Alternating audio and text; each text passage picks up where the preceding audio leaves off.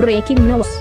Media Suara Demokrasi mengungkap fakta dan keadilan. Aksi demonstrasi mahasiswa mendesak tempat hiburan malam ditutup. Suara Demokrasi.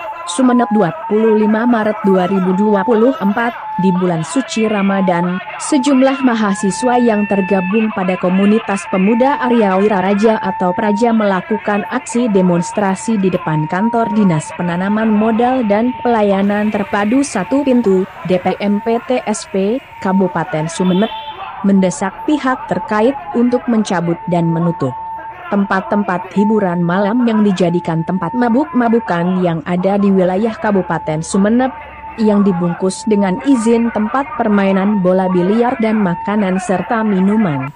Karena dinilai akan merusak masa depan para generasi muda dan para santri serta kultur Sumeneb.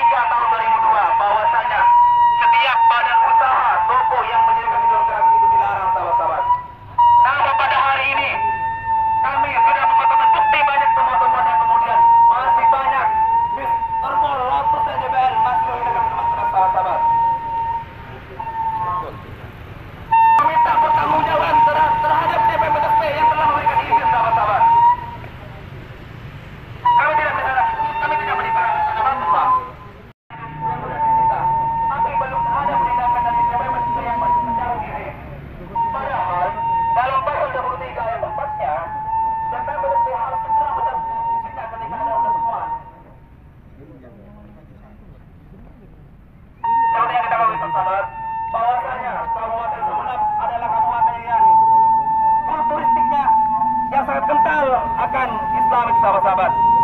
Hal ini terbukti bahwasanya banyak kemudian santri-santri yang sudah ikut serta atau ikut terjangkit dengan minuman keras akibat lingkungan sahabat-sahabat. Hal ini perlu dicegah sahabat-sahabat, karena kalau tidak dicegah maka semakin merajalela sahabat-sahabat. Maka dari itu kami Praja Pemuda Arya Wiraraja menuntut keras agar DPMPTSP segera mencabut izin terhadap izin usaha Lotus DPL Terpol.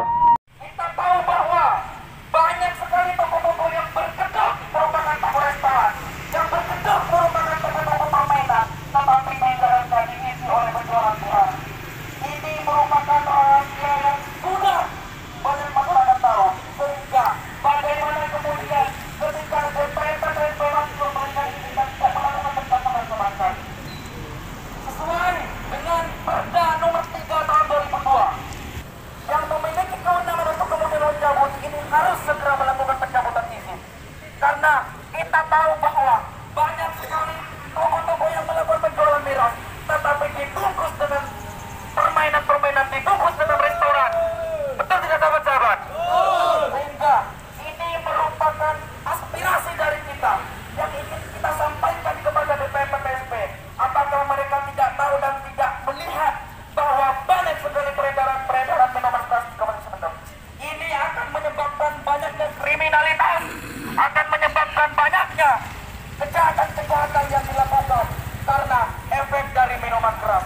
Sehingga perlu kita jelaskan kepada mereka, jangan-jangan mereka tuli dan tidak tahu menahu persoalan ini, sehingga tidak ada kejelasan, tidak ada transparansi yang sudah diberikan.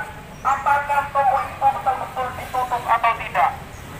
Sudah beberapa kali kita sampaikan, bahkan ini merupakan aksi kedua dari Praja untuk menyeriusi persoalan-persoalan penjualan minuman keras di Kabupaten Sumeneb. Kita tahu bahwa bagaimana kemudian bentuk penjualan yang sangat masif, bagaimana kemudian mereka bisa memperjualbelikan dengan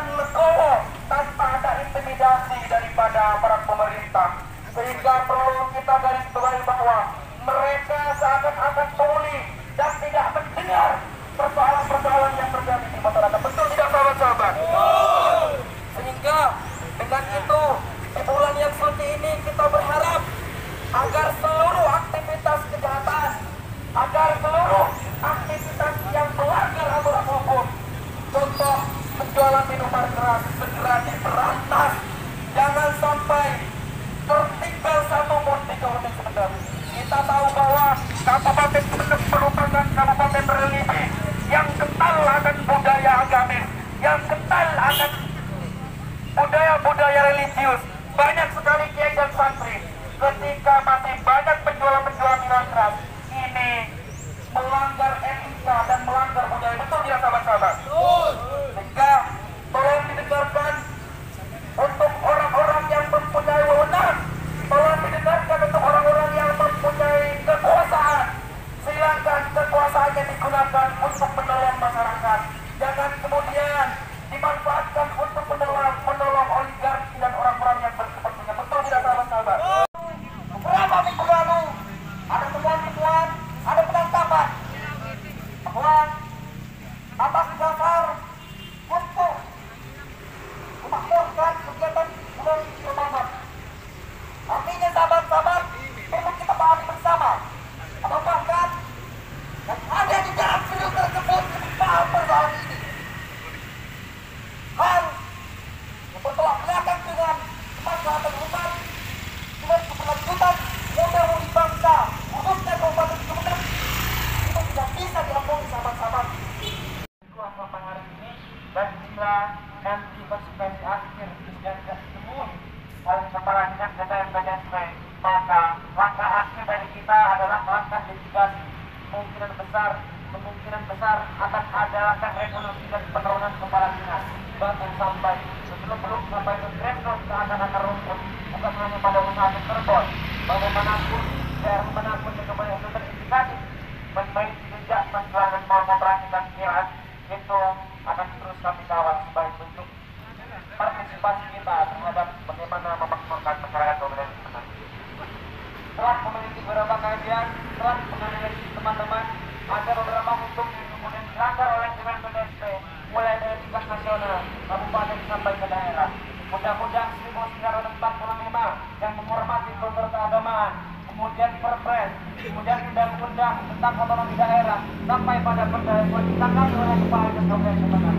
Sampai hari ini yang masih belum pernah diinstruksikan ekonomi Kabupaten Sumedang. Bahkan beberapa media sudah menemukan beberapa indikasi terkait dengan pengedaran minuman keras sebelum 1 hari sebelum Ramadan, sahabat-sahabat. Maka dari itu, langkah dari kita untuk DPM PDSP agar menemui masa aksi pada hari ini sebelum langkah selanjutnya lebih menekan dan lebih penting lagi, sahabat-sahabat. Untuk itu, hukum, karena kita adalah negeri hukum, perlu ditegakkan dan perlu terus dipantau oleh mahasiswa kepada memiliki nilai-nilai positif, sahabat-sahabat. Dengan itu, sampah miras di Kabupaten Sumedang ini menjadi satu patologi, menjadi satu penyakit bagi pemuda, masyarakat yang sudah tua, bahkan anak-anak sekalipun, sahabat-sahabat. Tingkat mortalitas kematian akibat mabuk-mabukan ada di beberapa daerah dan sudah ada dan sudah menjadi rahasia umum, sahabat-sahabat. Bukan hanya mortalitas dan kematian, tetapi juga HIV dan sudah cukup banyak aktivitas di Kabupaten Sumedang yang disebabkan oleh minuman keras. Ini bertentangan dan merupakan tindakan kejahatan yang harus segera diselesaikan. Maka kemudian mulai tadi kita sudah jelaskan bahwa banyak sekali toko-toko yang berkedok sebagai toko restoran, yang berkedok sebagai toko biliar, ini menjual dan melakukan penjualan murah. Seakan-akan saya curiga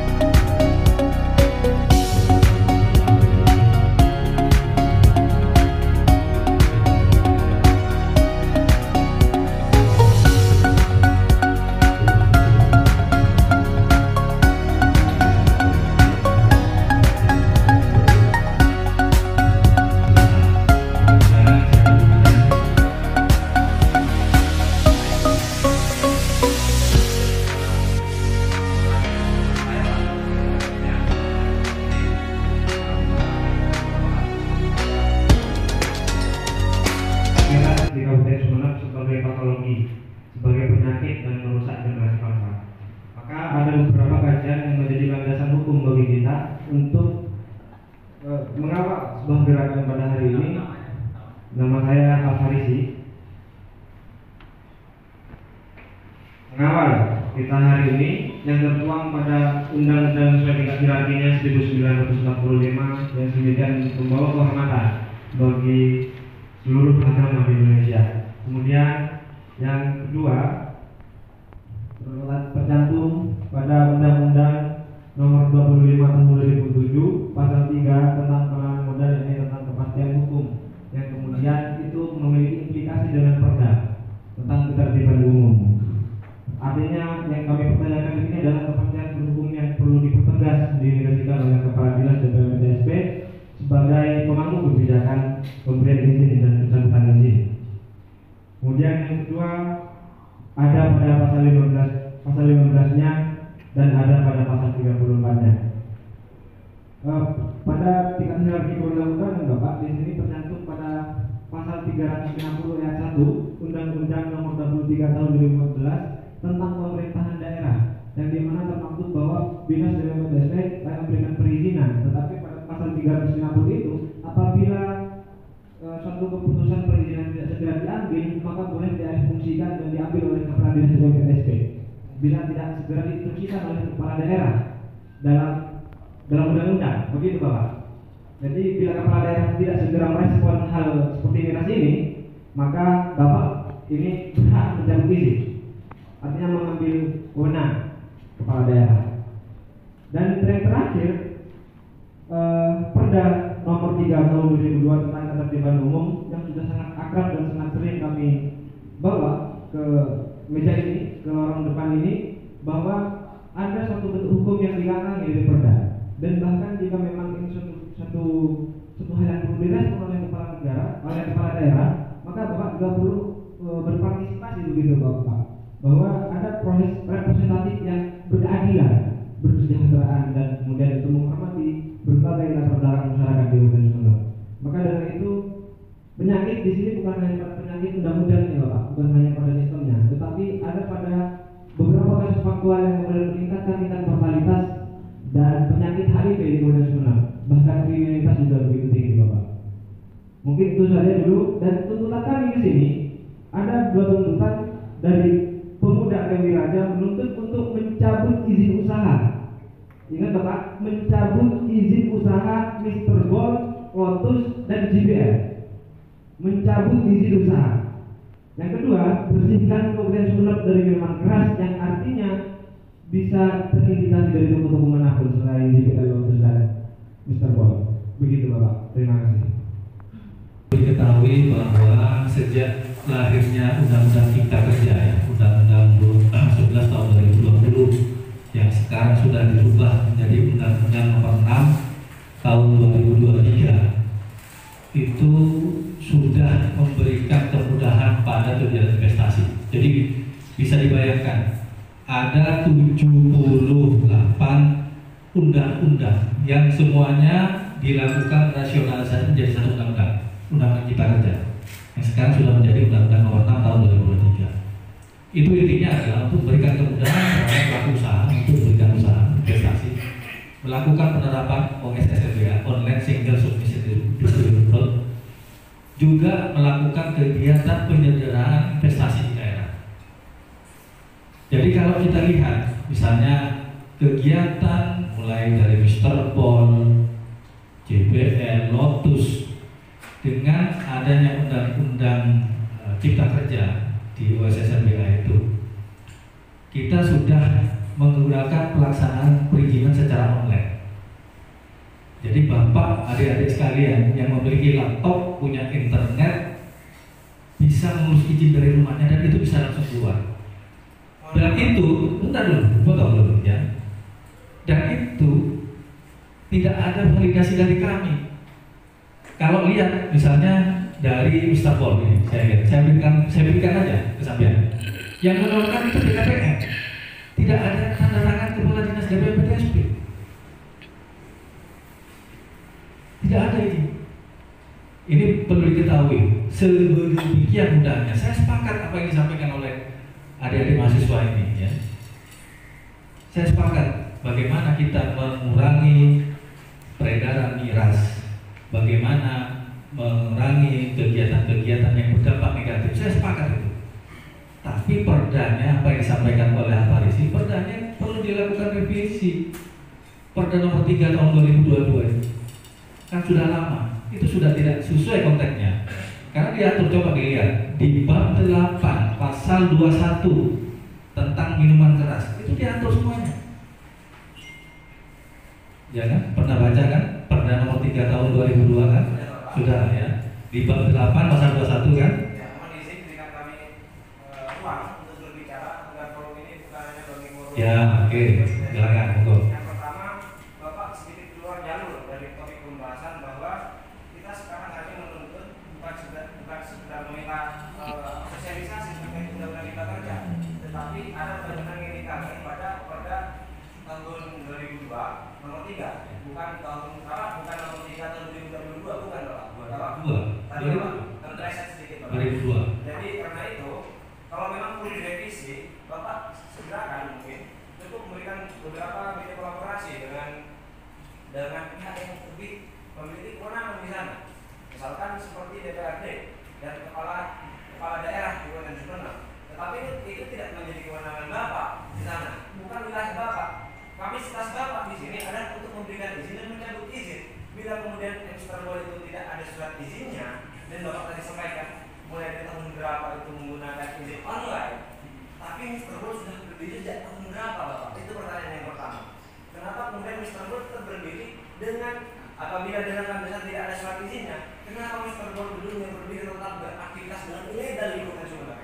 Itu pertanyaan. Saya masuk Pak. Biar secara komprehensif penyampaiannya agar dialog pada yang hari ini bisa menghasilkan satu tujuan yang itu memenuhi kepentingan semua pihak, bukan kepentingan saja. Perlu kita betulkan bahwa Mr. Bull itu sudah beberapa kali diberikan SP surat peringatan pada SPPP, dan itu disampaikan oleh kepala sekolahnya.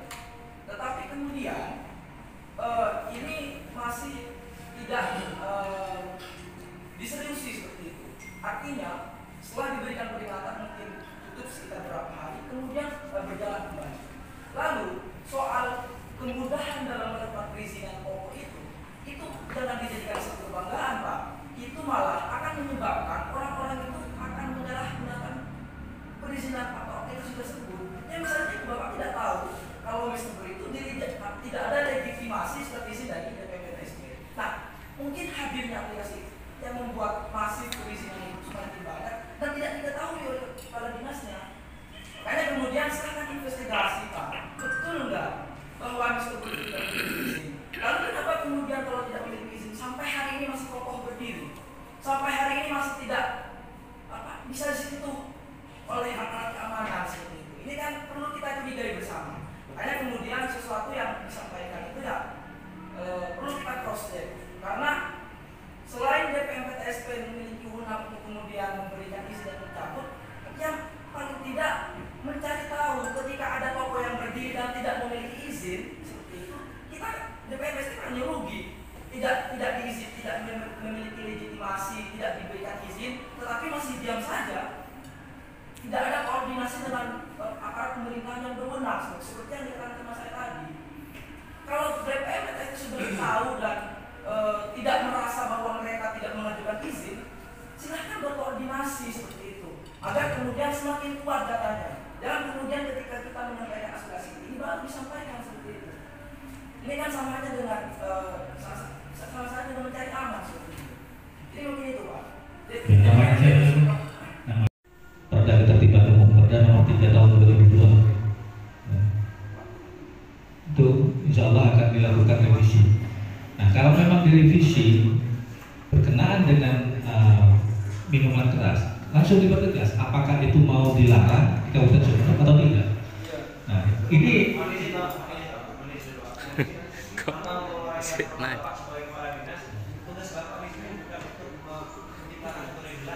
tapi menegakkan regulasi itu Penanggap perdanya siapa? Penegak perdanya memang Satpol PP, tapi bila hari ini Satpol PP sudah tidak kooperatif dalam memberikan sesuatu penjelasan bagi partai hukum, maka kepala dinas DPPS perlu mengambil kebijaksanaan dalam memberikan keputusan bahwa ada beberapa toko dan usaha yang masih mengantangi perda serta mengakui beberapa hukum yang di atasnya. Ini bisa dilaporkan, Pak. Ini bisa dilaporkan, Pak. Jadi saya jelaskan. Jadi silakan dilaporkan, silakan. Jadi di pemerintah daerah itu ada beberapa OPD pengaku. Ya. Bahkan di TP3 itu ada OPD sebagai koordinator pembinaan, ada penegakan. Misalnya penegakan itu dipimpin oleh dari Satpol PP. Kalau masalah pembinaan dari DPPTSP, tapi koordinatornya itu melalui beberapa OPD teknis. Jadi kita tidak bisa bergerak sendiri.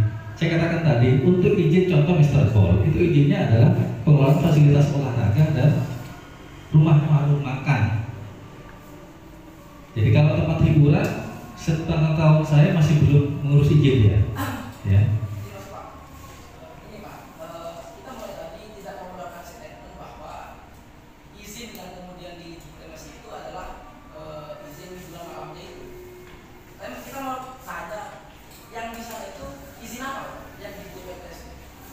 Bukan di DPPTSP, di OSS ya, yang dikeluarkan oleh Kementerian BKPM ya. Bukan tidak tahu-tahu, kita mendapatkan. Jadi kita kalau izin OSS tinggal ngeklik Pak, nomor KBRI-nya berapa, NIB-nya berapa, itu langsung bisa keluar. Itu kan teknisnya, Pak. Ya, teknisnya, betul. Tapi di sini kan tugas pokok mungkin ya, Pak, sebagai dinas Nah, kan tadi bilangnya mau mencabut, iya kan? Iya. Coba, ada nggak kewenangan kami mencabut? Mencabut pertama ya, kalau coba pasal berapa? Itu likuidasi pasal nomor berapa? Undang-undang nomor 5 tahun 2021 tentang USSBA atau apa? Silakan. 2000? Wah, ada sudah. Kan sekarang undang-undang cipta kerja juga, undang-undang nomor 6 tahun 2023. Kalau memang undang-undang nomor 25 tahun 2023 disahkan tidak berlaku, harta ini tidak dipakai oleh Bapak. Tadi kan saya jelaskan, ada 78 undang-undang yang sudah dilebur ya, jadi satu di undang-undang cipta kerja.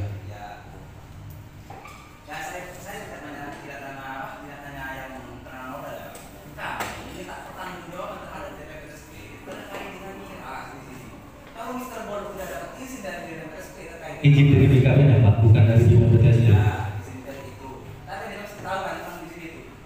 Dia tahu, dia tahu. Segerakan lakukan koordinasi. Koordinasi dengan? Kita yang memberikan izin terhadap Mr. Ball itu, Bapak. Karena mereka udah melakukan deviasi, Bapak. Jadi kalau ini kita bicara dengan izin formal ya, izin formal yang sudah ada keluar KBRI-nya, klasifikasi bangku lapangan usaha Indonesia sudah keluar. Ya. Sedangkan untuk kegiatan yang lain yang tadi disampaikan oleh adik-adik sekalian itu belum ada, misalnya hiburan malam yang menjual miras, ya, tidak ada. Ya mungkin nanti perda yang kalau semuanya kita yang melakukan, apa fungsinya OPD teknis sebagai pengaku? Kita mau fasilitasi masyarakat yang mau mengurus izin melalui OSS Pak. Iya makanya tadi undang-undang dan 2007 iya Pak, ini Pak, masih berlaku Bapak. Siapa yang katakan masih berlaku? Ayo, siapa yang katakan masih berlaku? Masih berlaku, masih berlaku. Loh, kan sudah tadi ada 78 undang-undang. Saya jelas Pak, akan kira debat musik ya. Karena kita minum juga. untuk DPR itu gimana? Kenapa? DPR gimana? Ada tak? DPR tidak ada. Gak ada izinnya ya Bu? Itu saya mau nanya, nggak ada izinnya atau bagaimana yang jadi itu? Kenapa kemudian masih beroperasi sampai hari ini? Atau izinnya ke DPPTSP atau ke OSS? OSS, semuanya OSS. Tidak ada ke kita. Terus apa waktunya? Kita mengawal bagaimana masyarakat itu pertama memberikan kemudahan perizinan. Jadi kita misalnya bagaimana membukakan akses online single submission dengan membuka akun. Caranya buka akun gimana? Kita sosialisasikan begini loh, cara buka akun. Sampai bisa setelah buka akun bisa ngurus izin sendiri di rumah. Terima kasih telah menonton channel Suara Demokrasi. Jangan lupa tekan subscribe, like, and share ya.